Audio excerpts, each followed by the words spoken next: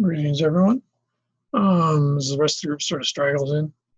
First off, I guess, are there any issues or questions or other stuff you want to bring up before we get started?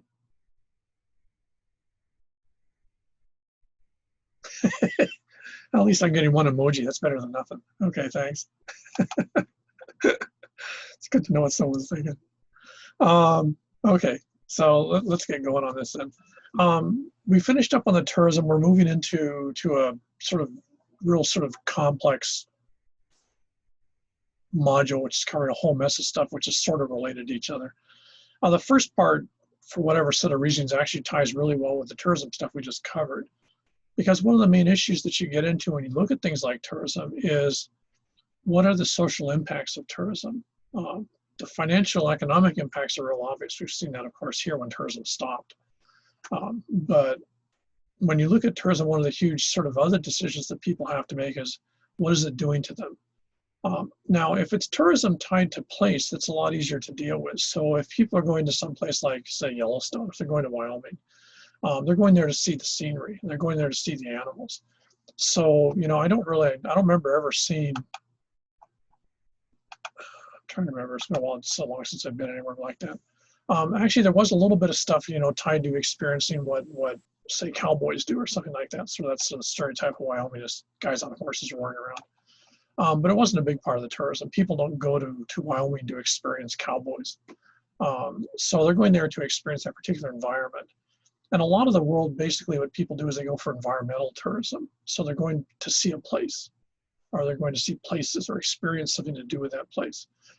There's going to be a lot less cultural or social impact in that situation because, to be honest, the tourists aren't interested in the locals. It's not part of what the package is.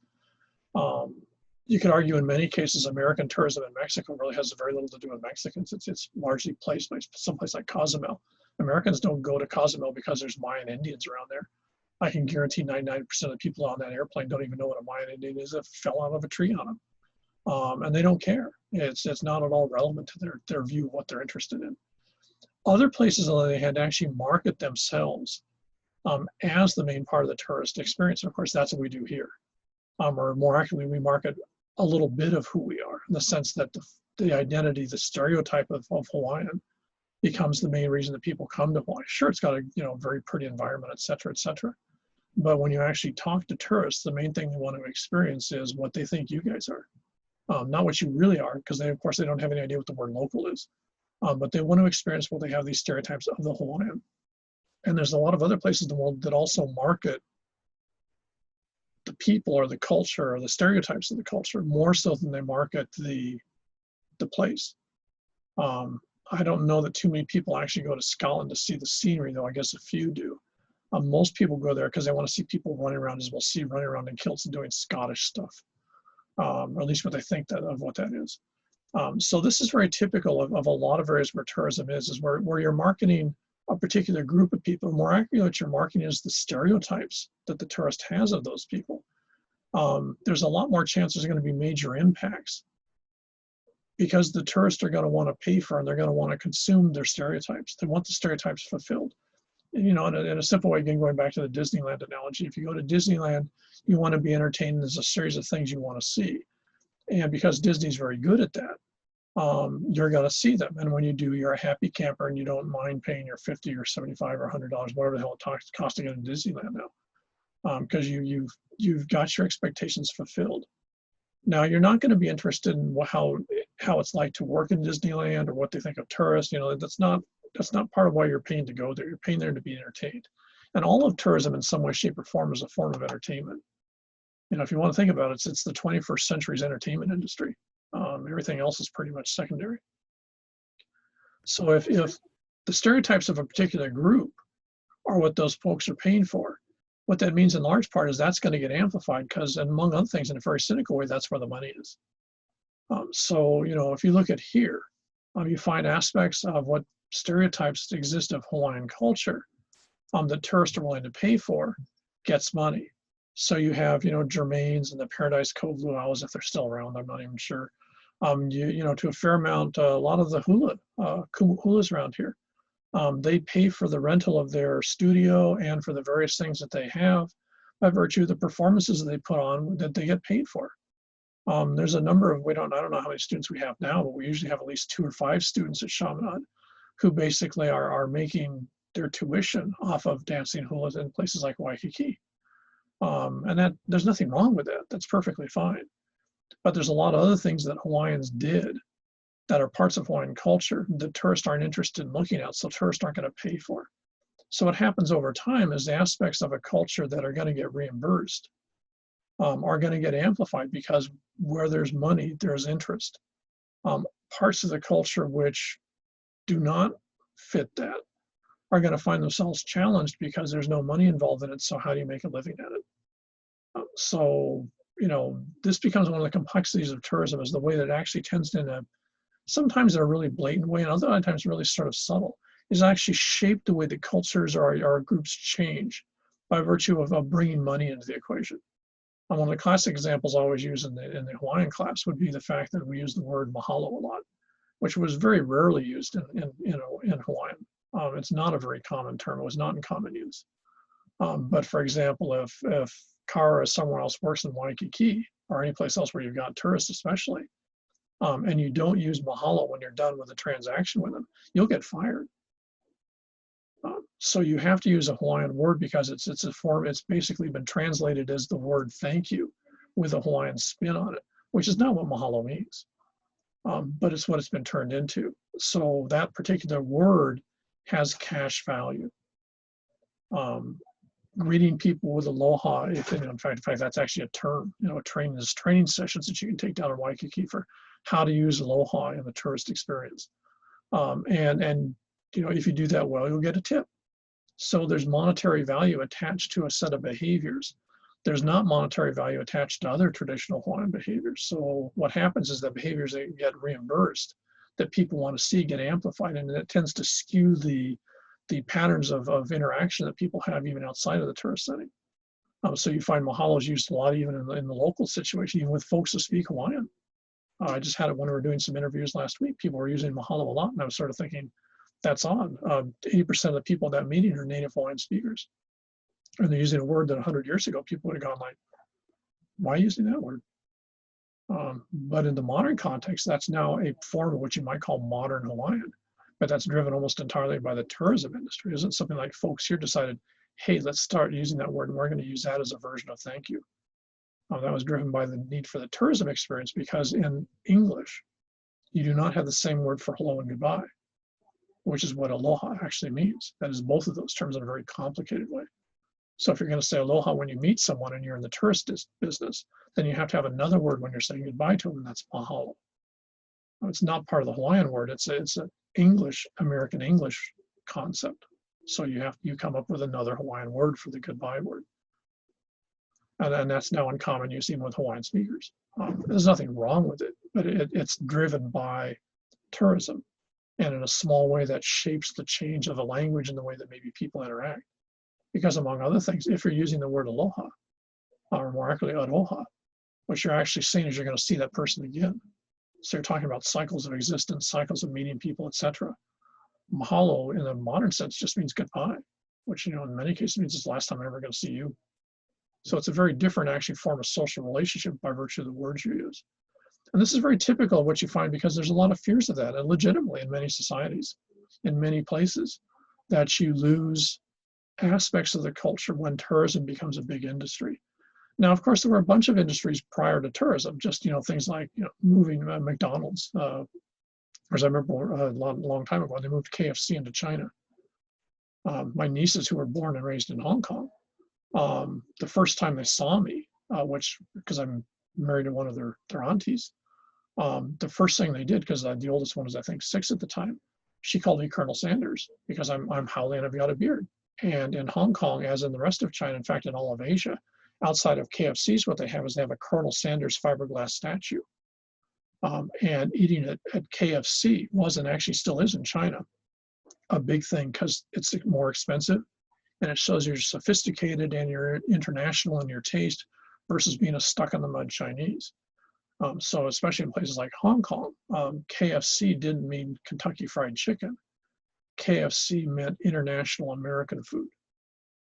So that again is a change because Chinese have had chicken for, thousands of years. But changing the way that you eat sea chicken was in that case seen as an import of American globalization, American imperialism in the sense of the corporate, for-profit food industry. So, cultural fears of what's oftentimes called cultural extinction or cultural collapse, as the world becomes smaller and things become more globalized, has been an ever-increasing discussion. It started in the 19th century, but then it was in the colonial empires, and to be honest, the colonial empires didn't care. And in the post-World War II period, when we changed sort of what you might call for-profit businesses, then it became more of an issue. It became a big issue by the 1970s, 80s. And what you find is in many areas, what's really interesting is their view of who the imperialist is or who the globalizer is very different. Americans tend even today to still think of ourselves as the global enterprise. We export American stuff and American culture and American stuff to the rest of the planet. If you're in China, the Chinese see themselves as the globalizers and they see the Americans as the consumers. Now, there's actually truth in both of those points of view. If you're Japanese, you see yourself as the globalizer. And you don't see yourself necessarily as the consumer. And again, there's some truth in that. Japanese do export a lot of aspects of what's Japanese. Think of the relevance now of commonality of things like sushi bars in the US mainland, which they wouldn't have known what to do with 20 years ago. In much of the United States, serving raw fish was actually illegal. The state food organizations would actually shut you down. It had to be cooked. Now sushi bars can be found all throughout the United States. So Japanese did export that. Now, what changes that had on American society? I don't know. I don't know that anyone knows. But it's changing consumption habits. So when you look at this globalization, 40 or 50 years ago, people saw it as very much a unidirectional thing. Europe and the United States exporting stuff, and with that, values and attitudes to the rest of the world. If you look at it in 2020, it's a lot more complicated. And you can see this with the United States, China sort of going at each other. In large part, on one hand, that's technical. It's dealing with trade and intellectual property rights. But a lot of it's also dealing with who's in the driver's seat when it comes to globalization. If you look at real sort of alt-right, discussion groups, when they're talking about China, they're saying the Chinese want everyone in the United States to speak Mandarin. They want us to be a colony of China. Trust me, the Chinese don't even like Americans, much less would they like the United States to be part of China. But nonetheless, that's the American fear, because in many ways, it's a kickback from the fact that 40 years ago, those same Americans were so confident that we were the exporters of everything, which meant that Americans were the best and everyone else wanted to be like us. If you talk to Chinese in 2020, they see themselves as being the best and everyone wants to look like them. Both groups are incredibly naive, and it's sort of a dumb argument, but it generates an enormous amount of press and it generates an enormous amount of attitude, and right now an enormous amount of stress in terms of even possible military action in the South China Sea. So on one hand, it seems pretty silly, and to be honest, much of it actually sort of is. On the other hand, that doesn't mean that people don't take it seriously, even if they shouldn't. Okay. This is oftentimes tied in many places, and here's a good example, to issues of things like urbanization, in the sense that as societies become more urbanized, which is the norm globally, that you're going to lose things that make a particular group unique, especially societies or groups which see themselves as tied to a landscape, like Hawaiians did and in large part still do. If you pave over everything, how much that landscape is left? How can you have love for a landscape when it's now a parking lot versus what it was? And this is a discussion that happens almost in every area of the world. It's not unique to Hawaii in any way, shape, or form, but we're a good example of it. So when you talk about group identity for most populations is tied to place.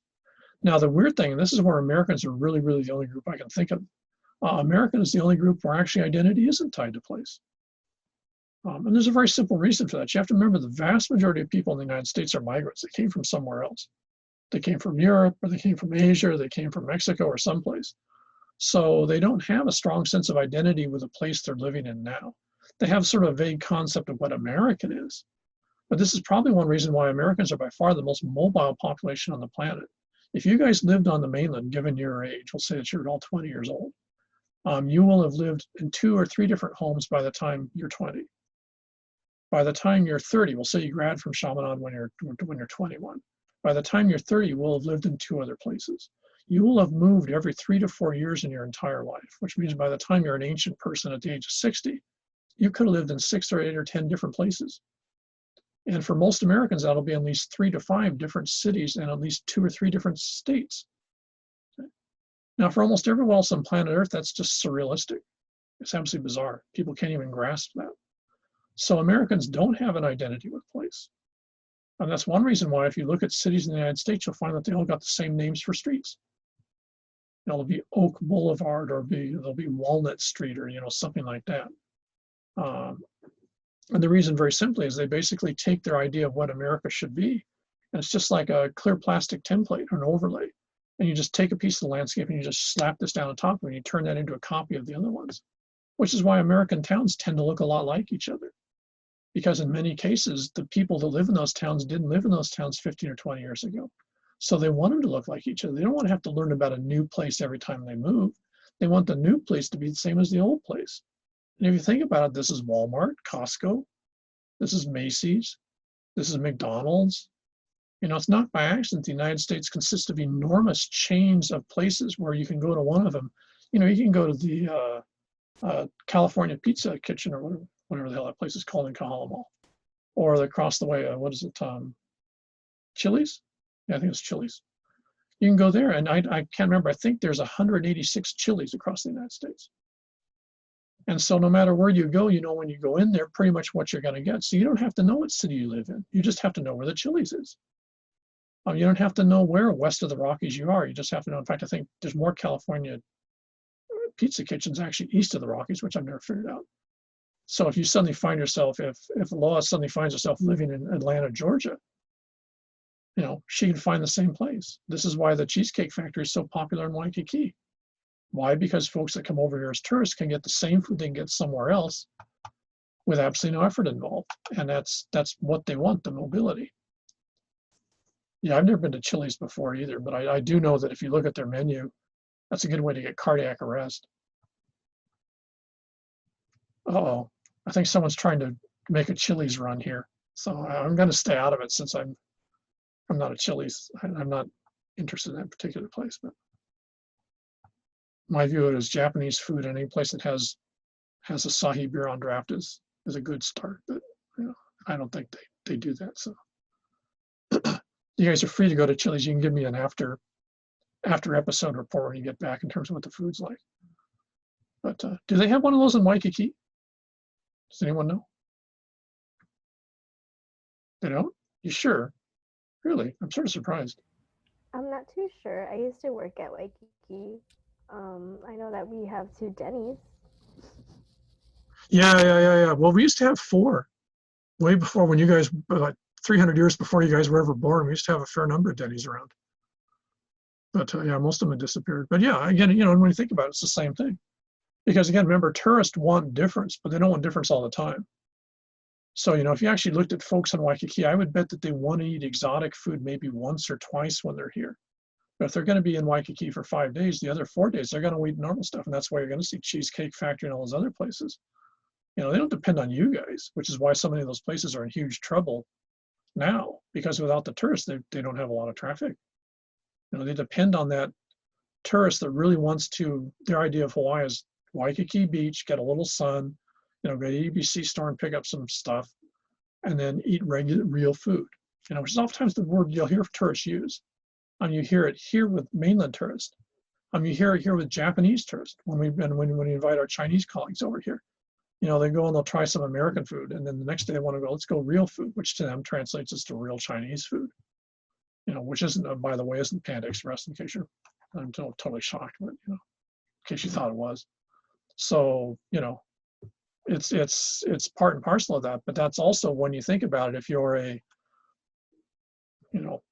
local Hawaiian living in Kaimuki, and decide you want to start up a Hawaiian restaurant, I wish you a lot of luck, because I don't know who you're going to get to come in to buy the food,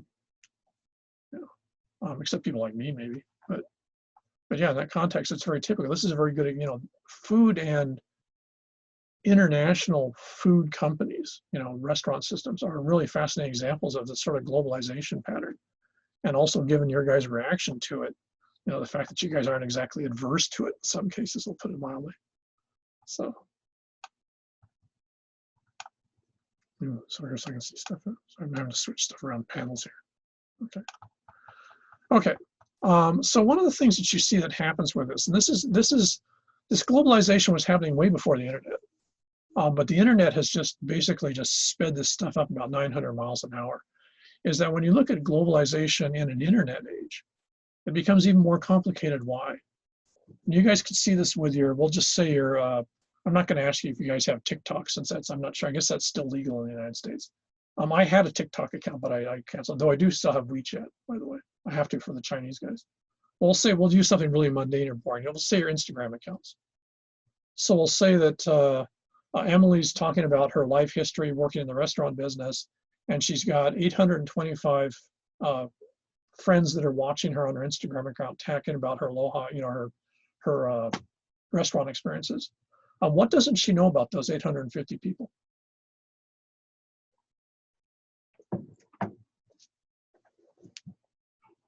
Or actually, what does she know about them? What do you know about your friends or people that are following you on your social networks? It's sort of a trick question. This is a Thursday afternoon question, so don't think too hard. Can you tell me where they're from? Can you tell me where they live? Yes. Okay. You might in a few cases, but if they're actually, unless you've actually seen them, you don't even know it's the person you think it is. It could be someone emulating that person. If you go back and watch those catfishing episodes that are so popular on MTV, that I actually use in my anthropology class. It's very, social media is famous for that. I have 3 Google accounts. I have 3 Facebook accounts. I can't remember. I lose track of some of the other ones. I don't use most of them. But, you know, Facebook doesn't care. I mean, Peyton could spend a whole day and make himself 150 different Facebook accounts, all with different names and all with different stuff. And Facebook, it's irrelevant to them. And with each of those, then you could act like you're a different person in a different place. So on one hand, you might know a few of the people in some of your social media accounts, but in many cases, you don't. You have a label attached to them, and they might tell you something about themselves, and they might have posted something about it on their account if you check it. But you have no way of verifying that, and Facebook isn't going to verify it. Facebook doesn't care. Facebook's interested in traffic. Now, what this means is versus in the past, if I go to somewhere and I harass Peyton and he knows it's obvious I came from X, then you'll know that who's talking to him, or at least where I'm coming from. In a social media world, it's all digital. So your ability to understand that is actually pretty minimal. If I ever could figure out how to do it, and I used to be able to, and I just haven't, this semester's been so screwed up, I haven't tried. I actually have a company that we did a little bit of work with years ago, where it actually grabs your video and it turns it into an animated form. So I used to have this ability to look like an animated steampunk cat that actually mimics your head and your eye movements and everything else. In fact, you could do this in Facebook for a while, but I think they dropped it. Or you could actually use an avatar while you're presenting stuff. And you know, that's one of the things you can do in a digital world. You can have these very strange, oh yes, sort of an emoji, but emojis don't work very well. These are much more sophisticated. These actually keep track of your eye movements and stuff. It's really pretty surreal. It does a real-time, you know, very high resolution cartoon version of yourself. So among other things, you can actually make yourself, and this most famous would be what people do on Instagram when they're fiddling with Photoshop, where you can basically Photoshop someone giving a speech and put another face on it, and it'll actually mimic the face motions and everything, but it's an entirely different person. It's not hard to do. Yeah, it's sort of yeah. Apple has a version of that. Yeah, it's creepy is not the word for it. It's like five feet beyond creepy. But yeah, you're totally right. But it gives you some idea of the things that you can do in a digital experience that you can't do in a real world experience. Now, if I go walk in, if we had class all of a sudden, we're actually in class today, and I sit there and I put on makeup and I put a mask on or something like that because I got leftover stuff from Halloween. You know, you guys might be half asleep because it's Thursday, but you'll still pretty quickly realize it's bordering some sort of drag. You know, it's not normal. But on an internet system, you don't know that. You know, you think there's very little realization of who you're actually interacting with. Now, what this means is going back to this whole globalization thing, is you never know when people are feedbacking. Yeah, like Facetune, yeah, exactly. You never know what you're actually getting when people are then talking about what you do. Are they critiquing that from within the cultural context or out?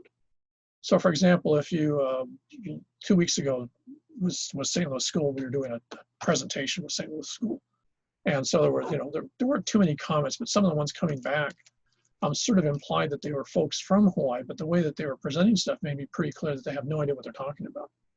So over time, what this could do is this could actually change the way that both you see yourself and also you see your value system of all of a sudden the people that are watching you on your social media basically say, you've got to quit doing that. That's really stupid. Or this looks really sick. And why you da da da da.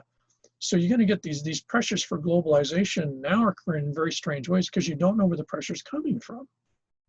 You don't know if that's, all of a sudden, for some reason, 10,000 college students with too much free time in China just decided to totally get on Emily's case. And their only reason for doing it was to mess with her.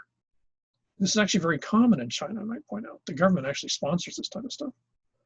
So, all of a sudden you find yourself questioning who you are and what you are because a bunch of people are saying that that's not right and you shouldn't be that. And yet you really don't know where those people are coming from or what they represent or what the goal is that's attached to it. This is one of the really scary things about social media we're just sort of coming to grips with, because you have to remember social media didn't exist when you were in grade school. It's only been around for about 10 years. So what we think of as norm, you've only had that experience since you were probably in the 4th or 5th grade, if not later than that. So it's not something there's been enough time with it to really understand what the emotional social impacts are or what it means to group identity. Because it hasn't been around long enough for us to figure that out. Okay. Now let's get to that. I could have sworn I covered that in this class, but I just went back and looked at the panels and I don't see it. So I'm going to go over the next parts. If I already did, let me know. The first is the idea of ethnic. Ethnic is what I would argue almost everyone in the world is in the 21st century. People oftentimes say they're part of a culture. That's, in my view, is actually a real stretch. Most folks and most of the planet would actually be more accurately defined as ethnic. Ethnic and being cultural are not the same thing. They're not mutually exclusive. You can be both. And you can also be multi-ethnic. You can have different patterns of, given your background, you can be different groups for different people for different groups. But ethnicity is defined by two things, and it's not the way the word's used in normally. And we use the word a lot here in Hawaii because almost everyone here is multi-ethnic. And if they're not, their friends and relatives are. So when someone says, for example, they're Hawaiian or someone says they're Chinese, they usually think of that and they'll use the word culture, or they'll use, I'm ethnically Chinese. But that really doesn't mean anything. And especially with the concept of Hawaiian, it's very complicated. So ethnicity requires two parts to it. One is it's who you think you are. Okay? Someone says, what are you or who are you? It's how you identify, it's how you respond to them. Secondly is the group that's a part of has to accept you as a part of that group. So, and if you remember, there was this case, I can't remember, it was like 5 or 6, I don't know, maybe it was about 5 years ago, I think, where this lady back in Washington State or something was saying that she was African American. She was actually head of the NAACP back there, and it turned out she was Haole. And there's this huge uproar in the national press about this lady, faking who she was. Now, there was a real interesting interview she did about a month afterwards, and she still insists that she identifies with that group. So she fits that, that 1 and 2. She actually says she's number 1. I feel, and I still feel from my background, that I'm African American. The problem was the group that actually legitimately, or whatever, as a collective calls themselves African American, went, hold it, no, you ain't. So at that point, she's not ethnic. Usually you see it's her self-identity, but she's not part of that ethnic group because that group does not accept her as a member. Now, there can be the flip side. A group can actually say you're a member, and you can say, no, I'm not. My dad's a good example. My family, one side of the family was brought up at least partially Arapaho or Native American, but my dad refused to accept that because when he was a kid, being a Native American was actually worse than being black in the West. So the family became Mexican. It was easier to be fairly dark-skinned, have a big nose, and have black hair and be Mexican than it was to be Native American, because at least then you weren't dissed on as being an Indian. So he, as of today, still refuses to accept that he has any Indian heritage. Now my niece, ironically, because of my sister being part Arapaho, and then my niece, and then she married a full Shawnee, is my niece actually works for the Smithsonian as the educator for the Native American Museum, because she's over 50% Indian. She's blonde-haired, blue-eyed, looks totally Holly, okay? But she's over 50% Indian. But she has to wear an identity card when she goes out and gives presentations, because when she goes and talks to Indians or even to Holly folks, they go, dude, you can't be an Indian. You ain't got no black hair. You're not tan enough. You don't have a big nose. So she has a hard time with the second part, the validation part.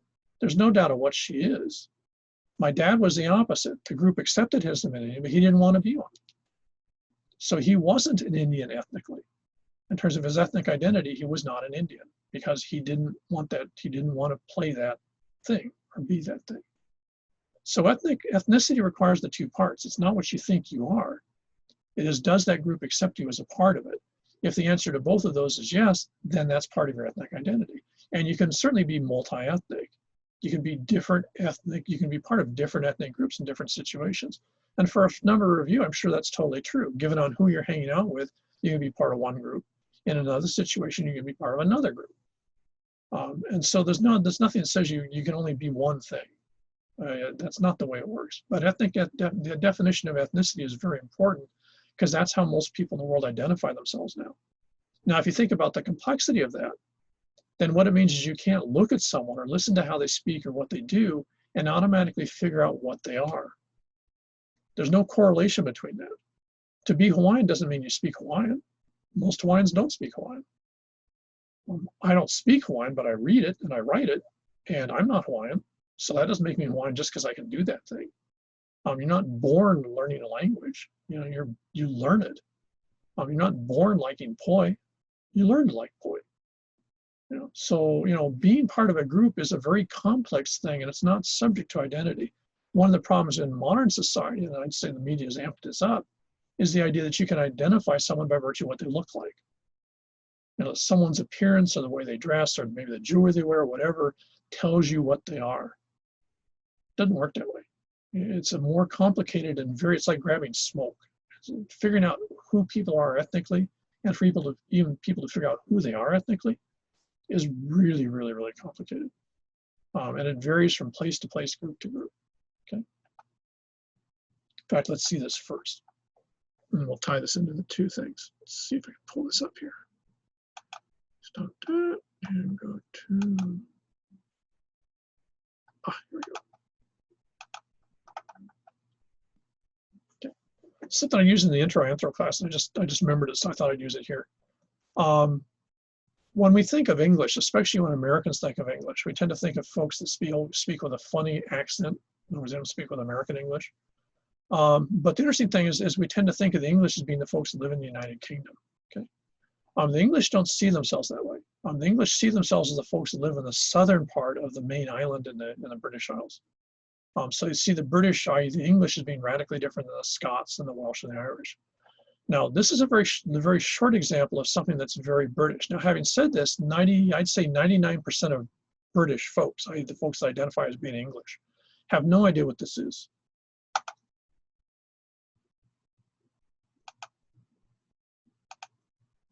Sorry.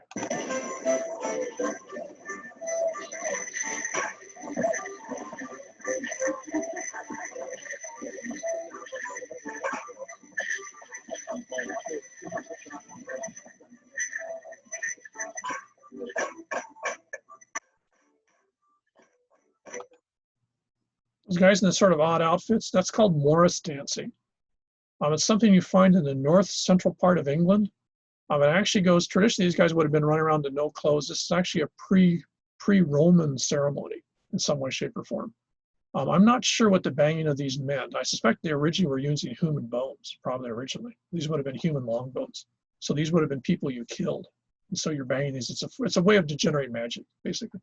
So this is a ritual. This actually was a religious performance. The Romans tried to stamp it out. It stayed. When England became Christian, they tried to get rid of it. It stayed.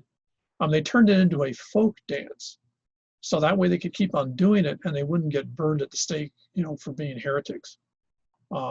in the 18th, 19th century, especially in the 19th century, when all of a sudden being English became an ethnic thing. All of a sudden this became more popular. Now you've got this huge audience, well not huge, you got this audience around here, they probably have no idea what the hell's going on. They're just watching this thing because to them it's ethnically British, okay? So if they're part of this group, they're actually watching this thing and this is part of what I am. They have no idea what the performance is. They don't know the history of the performance unless they're an anthropologist or an archaeologist. And even guys dancing it probably don't know the whole story of it. But it's persisted and it's seen as something that uniquely the British do and no one else does. So this would be actually a good example of how you do ethnic identity. Ethnic identity can be in things that would be dance or entertainment or something like that, even if the people that are part of the group don't necessarily understand what's going on. Okay. So on one hand, it's a very strange little thing that people do. It's pretty rare, but if you Google, you can find Morris dancing all over the place on the web. And this is, you know, and some of the outfits, like I'm pretty sure the sort of the haku type lay on the hats, those are actually probably originally have been there for, you know, last couple of thousand years, since Celtic ceremonies involve flowers a lot. I can almost guarantee, again, these were long bones. So these were, you know, enemies that you killed, so you're showing your prowess. The bells probably are, again, thousands of years old in some way, shape, or form.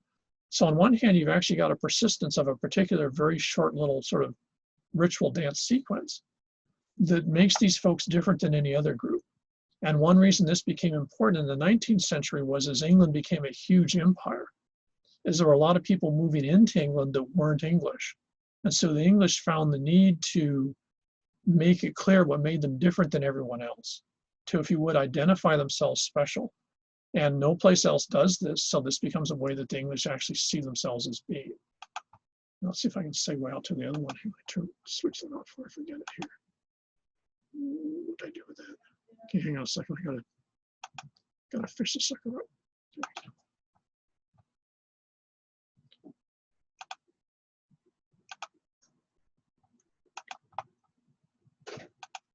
Okay. Now, the other groups that live in what's considered the United Kingdom are your Welsh, your Scots, and to a certain extent, at least in Northern Ireland, your Irish.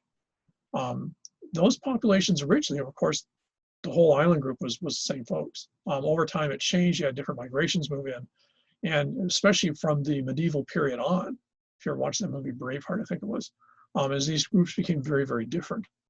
Now, what you find in the areas that are not under direct British control, i.e., especially Wales, Northern Ireland, or actually Ireland in general, and Scotland, is that in the 19th century, when the British are bringing back things like the Morris dance to say this is who we are and this is part of the group that we are, and the folks that identify individually as being British understand or at least watch that thing, they see that performance as being part of their heritage.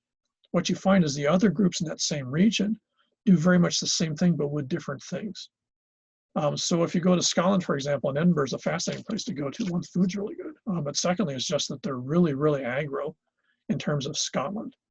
A really huge thing, even at the university there, which is this huge, very famous university, is learning Gaelic, which is the language they spoke, say, 2,000 years ago. This again, you find in a huge way in the entertainment industry. Here's a real short thing here. Listen very carefully to the way that what this lady's singing. Now remember, her normal language is English.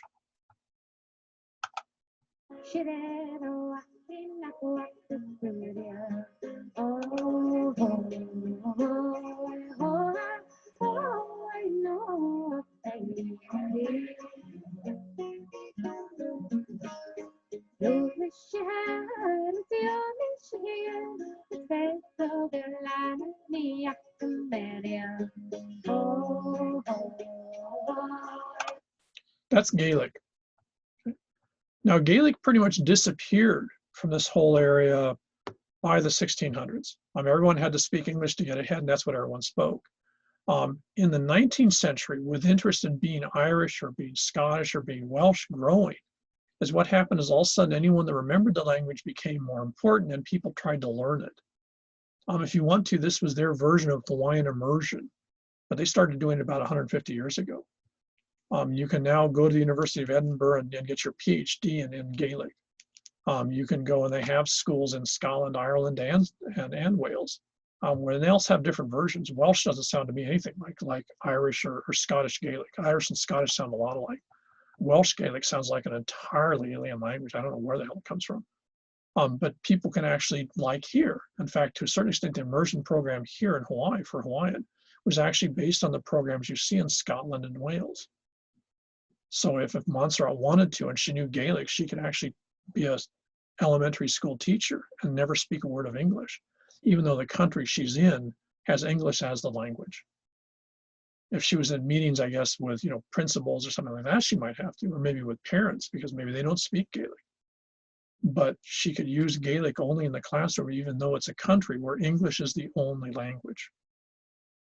So language is one of the ways that people identify with groupness. It's one of the ways they identify themselves ethnically, is with this idea of the way that you speak and how you speak. Having said that, language is not the identity of ethnicity. In my group, again, the Arapaho, we only have 6 speakers. There's 4,000 Arapaho. There's only 6 people that speak Arapaho full-time. Most of us know a few words. That's it. English is the only language most of us know. In fact, I suspect there's got to be a couple hundred Arapaho that speak Spanish, but only 5 that speak Arapaho. But that doesn't make us any less Arapaho. It just means that language is not one of the ways that we identify group. We do it in different ways. So ethnic identity varies tremendously from place to place, group to group, and how they do it. There's no standard pattern to it. You frequently hear the discussion here, especially in the last 20 years. You can't be Hawaiian if you don't speak Hawaiian. No, it doesn't have anything to do with anything. If there's a group saying that, then their version of Hawaiian says, okay, you've got to have that or else we're not going to accept you as a member, fine. But that doesn't make you ethnically any more or less or something. It just means that's the criteria that particular population wants to use. Now, having said that, ethnicity has 3 stages. And for example, the lady that was singing, she's Irish. Dervis is a real famous Irish band. And what's interesting, if you go back, back in time, you'll find that Irish did not identify themselves as that. They didn't see themselves as being that particular group. They just saw themselves as the folks that lived in a whole chunk of the islands off of Europe. As the British, the folks in the southern part of the larger island, became more powerful, they started to basically segregate and say that the folks living in this area, Ireland, were actually different. So ethnicity is actually originally defined by a group that has power.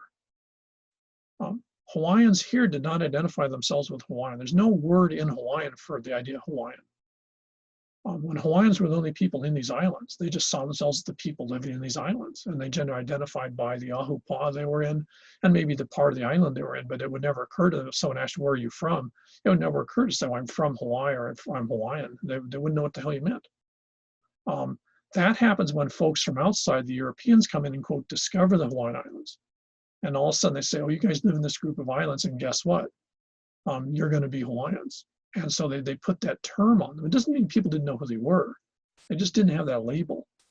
And to a certain extent, then the stereotypes about what Hawaiians are and what Hawaiians aren't, that become so much a part of the tourism thing, was put on them by the group that had the ability to make those stereotypes stick. If you control the media, the movies and stuff like that, if you control everything that's presented, if you control the educational and the political system, you can tell a group that they're different. They might not agree with it, but guess what? Every time they turn, they're slapped with it. And no matter what they do, it's something that's filling out a form, that's the box that you check. If most of you went to the mainland, you'd have to check the box Asian. They don't care whether you're Chamorro or Filipino or Chinese or whatever, because in the mainland United States, you guys are ethnically Asian. And that's the box that you fit. Now, Peyton might go, that ain't me. And they're going to go, I don't care. What are you going to check? You got to check something in the box. He's not allowed to write in something. He's got to check one of the boxes. He checks in Howley. I don't think that's going to work given your last name. So it doesn't matter whether you want to be it or not. You don't have the power to make the form change. You've got to suck up and deal with the way that the form is designed and what that means. So ethnicity is originally defined by a group that has the ability or the power to define a group of people. Now, what happens over time is that group sort of puts up with and suffers with and has to adjust to those definitions. And if you guys, again, if you move to the mainland, I know because a good friend of mine is Japanese from California. And when she moved over here, it was actually a little hard for her since she's third generation Japanese in California. She's used to being Asian. I mean, when she moved here, it was a little bit difficult for her initially to be identified as local Japanese. It made her a little uncomfortable. And when she went back to the mainland, she went back to being Asian. And if you guys went to somewhere like San Francisco, which has a very large Asian community, you find that there's Asian American coloring books, there's Asian American dolls for your kid. There's not Japanese dolls or Chinese dolls, there's Asian dolls. And what it is all this idea of Asian becomes a big thing. If you're on the mainland, there's a group that basically protects Asian images in the media.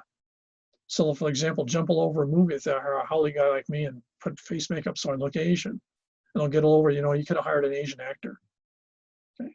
They're not going to say you could have hired a Japanese actor or a Chinese actor. They're going to say an Asian actor. Why? Because over time, that box that you check has become something they've learned to put up with. So they've adapted to the fact that they've got to live in those stereotypes because they don't have the power to change the stereotypes. Now, as time changes, what happened, and this happens with the idea of Asian on the mainland, is that the group that was checking the Asian box got to the point where they had the ability to basically say, well, if we're going to be the folks in that box, if we're going to be this particular ethnic group, then we're going to get some say into how that group's portrayed. And so that would be I can't remember, it's the Asian film, I don't know, something like that. Anyways, it's sort of like the NAACP, but for Asians, which basically tries to monitor the way that Asians are imaged in the media. And they're a powerful force. Anytime they come up with some sort of thing, it immediately shows up on the media. The press will all report, such and such group dissed this movie because they had, Howley ladies pretending to be Asian or something like that.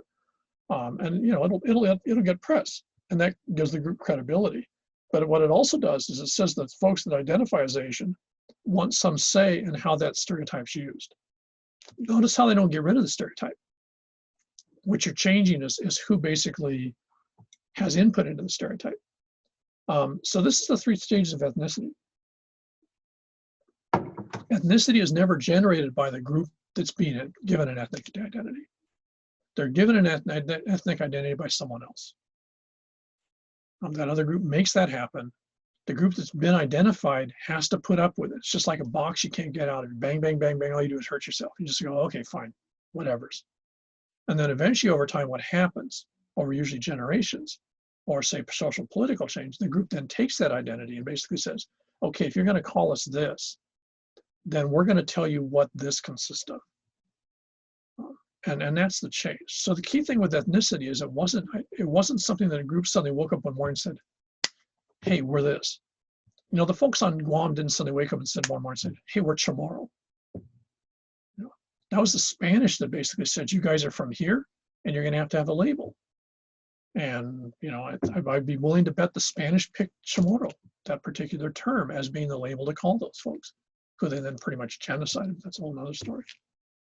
So ethnicity is something that is done to a group. But then over time, what happens, it becomes form both self-identity and group validation. So and the reason this is important, if you look at the American census, if you look at this American census from 15 years ago, the huge majority of Americans identified themselves as American. They didn't check a box. Now, minority groups, which include most of you guys, or in my case, the Arapaho part of me, would check a box. But the vast majority of Americans wouldn't. They would just say they're American. If you went back to our sister school in Dayton, Ohio, even 8 years ago, you'd find that what you started to see was a huge increase in the folks that lived there, because those are all Scandinavian and German Americans, the huge majority of them. And they would never check a box. As far as they were concerned, Americans. Their family had come over in the 1860s or 1880s, and they were as American as you could be. And they couldn't see themselves being anything else. You guys, if you went over there as exchange students, would be ethnic, but they wouldn't see themselves as being ethnic, because they're the power group. They're the group that defines ethnicity, which means you don't have to be ethnic. Now, all of a sudden, as of 8 years ago, what you find is the vast majority of people in places like Ohio, now when they answer the census, they'll actually say there's something. So you find a fair number of the folks in Ohio will say, oh, I'm German American, or I'm Swedish American, or something like that. Now, what's that tell you about their sense of being American then? How's that changed in the last 20 years then? If most people now identify as an ethnic group.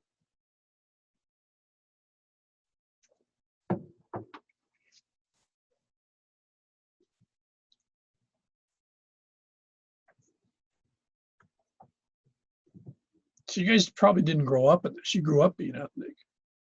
But you have to remember, for Anglo-Americans, they didn't grow up being ethnic. They were Anglo-Americans. They were Americans, and they were the group that ran everything. If you're the group in charge, you make other people into ethnic groups. You put stereotypes in other groups. The other groups can't stereotype you because you're in charge. So suddenly you're someplace in Ohio, and we'll say that Montserrat, I don't know, I already picked on her before, I'll pick on her again.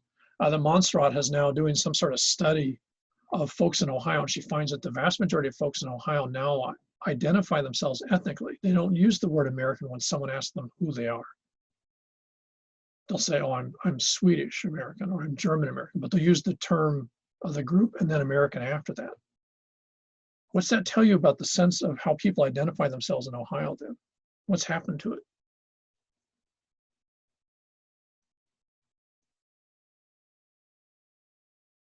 If everyone says they're ethnic, what aren't they being anymore?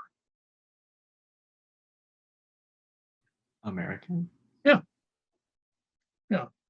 Now, at the time when this first started to show up in the censuses, no one thought about that. Geographers noted it because we're the people that do the census, and we're the people that look at the census. But we didn't think about it. You know, we just thought, oh, this is really interesting. Americans become more ethnic. But if you look at it in the context of 2020, it helps to explain why the country has become so divided, at least in part. If people see themselves as part of a smaller group that they identify with, then they don't see themselves as part of that larger totality. So they're going to see themselves as an ever smaller group that's their ethnic definition of their comfort zone is now shrunk. And what that means if they're dealing with some other group is they're not necessarily going to be particularly tolerant of them because they might have stereotypes in that other group. So what happens is you can do it one of two ways. You can be here where many of you are multi-ethnic. So you can actually have it where you sort of put up with everyone because they're all sort of cosmopolitan. Just realize ethnicity is like whatever, but it isn't a big deal. But you can also use it as a way to keep everyone else out. Now, if you're Irish and you want to be seriously Irish, you know, like seriously 200% Irish in 2020, what's the only language you would speak then? Gaelic. So if I'm Irish and I really want to have attitude and I go to London, which is in the middle of England, and I'm speaking Gaelic, what am I telling all the people around me who don't understand what I'm saying?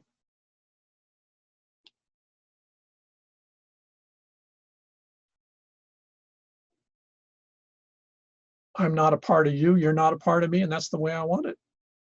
Okay? So I'm using my language as a way to segregate. So I can talk to my friends in Gaelic and know that everyone else around me won't understand it. And that's what I want.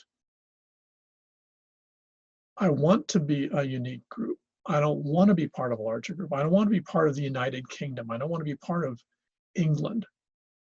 I want to be part of this smaller group. And that's what I want to identify with. And I want to make you do it because I'm no longer going to speak your language. Okay. So language identity is a huge issue that geographers study. And it's in part due to this, the fact that ethnicity has become the way that people identify themselves globally. So realistically, now, if we went back 50 years ago, we'd find that the vast majority of people in most countries would identify themselves with a nation state. So if you guys went to France, for example, you'd find that most people would say they're French. If you went to England, you'd find most people say they're English. If you went to the United States mainly, you'd find most people would say they're American. If you go back to those same places in the last 20 or 30 years, but especially in the last 5 or 10 years, you'd find almost no one uses those larger terms. If you go to France, for example, and I have friends that work in France and lived in France, folks in the South now invariably say they're Provençal. Folks around Lyon, which is in the center part of the country, but south, refuse to accept the word French. They call themselves Lyonnais. In the Northwest, you call yourself Normand or Breton. So the idea of French is something that foreigners have. But for a lot of the population in that country, they do not see themselves as French. They see themselves as one of these smaller groups. Now, the folks around Paris see themselves as French. But even that's getting sort of weird because now they're willing to accept, okay, fine, if you say you're Breton or you say you're Provençal, then fine, but you're not French anymore. So what's happening is the place is breaking up. Same thing's true in England.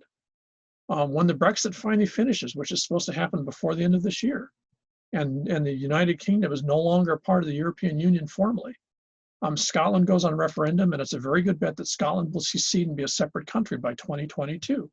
Wales is going to be a separate country within 2 months of Scotland. So all of a sudden, what was the United Kingdom, who pretty much saw themselves as part of the British system, all of a sudden that Gaelic's going to become the national language of Scotland, even though only about 3% of the population speaks the language. They're not going to be seen as English as their national language because they're not English anymore. In Wales, it's going to go back to speaking Welsh, even though almost no one speaks Welsh. Why? Because they're not part of the English system anymore. So what's happening globally is people are fragmenting into smaller groups. And Americans thought they were not part of it. We saw it in the census, but when you asked Americans even 10 years ago, oh no, we're American. Not now. You can see it all around you. The mainland is fragmented into ever smaller groups. And they're shrinking literally by the week or month. I don't know how social media is tied into this. I'm sure it is somehow. But it's part of the reality of the 21st century that no one saw happening. That's really just sort of smacked right around the year 2000, but especially it's just gained in tremendous force, is the fact that in most parts of the world, ethnic identity is how people see themselves in the 21st century. But it's not how your parents saw themselves when they were kids, and your grandparents wouldn't know what the hell they were talking about. So it's been literally within one generation. And you guys are sort of at the start of that. You're the first generation that's grown up in a world where ethnic identity is pretty much the norm. But it wasn't the case. And as you can see in national politics, no one knows what to do with that. You know, if you're running for president, you're talking about Americans. Now everyone thinks, well, who are you talking to? Does that include me or not? You know, and if Emily's running for president, she's got to figure out what the hell does American mean?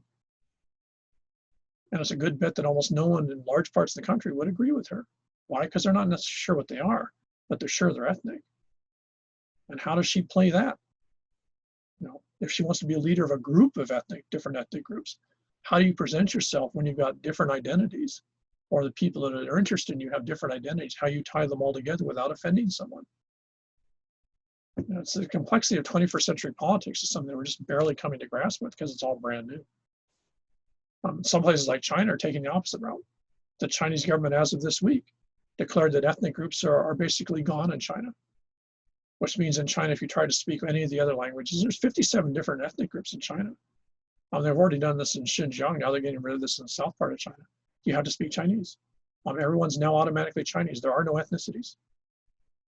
You're not allowed. It's going to be illegal. So, if, for example, Madison's, you know, is Cantonese. If she's from Hong Kong or someone in Guangdong province who speaks Cantonese, as of 2023, if she speaks Cantonese, they could arrest her and put her in jail because you're not allowed to be anything other than Chinese. So the Chinese have decided they're actually looking at this. They're just going to beat it out of existence. They're going to get rid of ethnic identity by making it a legal issue. Okay, which is pretty weird, but China's turned into a pretty weird place in the last 10 years, so it's not totally surprising. Okay. Now, as you can see, one of the scary parts about this is if you identify yourself with the group, and you've got some other group around you who you've identified as different, you can either do one of two things. You can either coexist with them, or you can decide that by virtue of whatever set of logics that you no longer want to have that group around you. Now, you see this a lot in what used to be Yugoslavia, the Serbs, the Albanians, the Bosnians, the Croatians. All those groups sort of coexisted in a country off and on for the last 1,000 years. In the last 20 years, they basically decided they don't want to put up with each other. So what you get is the group that has the most guns and the most power will tell the other groups, you've got two choices. Either you leave or we kill you. And this is called ethnic cleansing. You basically take a group that you've defined by whatever you've defined them as. You basically tell them you can either get out of our lives or you're going to be buried here. This has become incredibly common in the 21st century. This is going on right now, for example, in Myanmar, which used to be called Burma. They're ethnic cleansing roughly 8 of the minority groups in the northern part of the country. They have two choices. Either they cross the border into Nepal and India, or they die. They're not going to be allowed to stay in Myanmar. The folks that run Myanmar, the Burmese, have decided these other groups need to be cleaned. In the sense they need to be cleaned out, which means eradicated. Ethnic cleansing was the main decision-making patterns that you see in a lot of the continent of Africa, especially sub-Saharan Africa, is famous for this right now. There's roughly 15 different ethnic cleansing movements going on as we speak in different parts of Africa, with groups trying to completely erase another group. And the scary thing is, if you think about it, given what I said about what ethnic identity is, if you're going to kill someone based on ethnic identity, but ethnic identity is like grabbing smoke, how the hell do you know what someone else is if you're going to actually kill them for it? And the answer is, in most cases, you don't. You just decide they're different. And you're not interested in what their protestations are. So this is one of the sort of surreal aspects of the contemporary world we live in, is the growth in both ethnic identity on one hand, but ethnic intolerance on the other. And no one's figured out why these two showed up the way they did, why ethnic identity became intolerance, but obviously has something to do with stereotyping. There's a few places like Hawaii where that was not the norm, though ethnic intolerance here is actually growing rapidly, especially if you're Micronesian, you're familiar with this. Yeah. But it was not part of the system here traditionally very much. And Polynesians didn't have any tradition of ethnic intolerance. So, the world we live in now is changing, and in ways that no one really knows why it's changing, why it's changing the way it is, but it's obviously impacting all of us, either directly or indirectly. So, ethnicity is probably one of the most important concepts to understand now, regardless of what you think are relevant to you, because almost any place you go, it's going to be relevant in one way, shape, or form. Okay. Okay, I guess with that, we'll stop. I don't want to get into the next time. I've got to find another video, that's why. Okay, any questions or comments or other stuffs? I'm going, no, bored nerds Thursday, let's get out of here. Okay, Bridget's good with the emojis, so, okay. Okay, on that note,